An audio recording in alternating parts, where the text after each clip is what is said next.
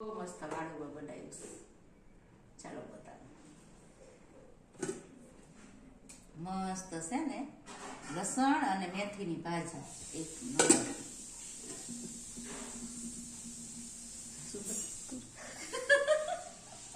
આ મસ્ત તુરિયાનું શાક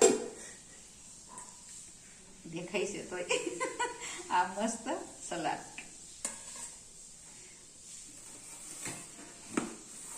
અને આ છે ને આસી કાગળ જેવી થપ્પી મારી છે ને, મસ્ત રતલી એક નંબર.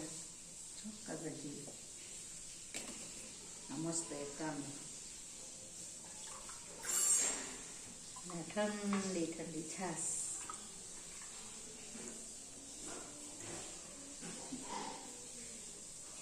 છે ને મસ્ત વાળુમાં. હાલો બધા વાળું કરવા. જય માતાજી.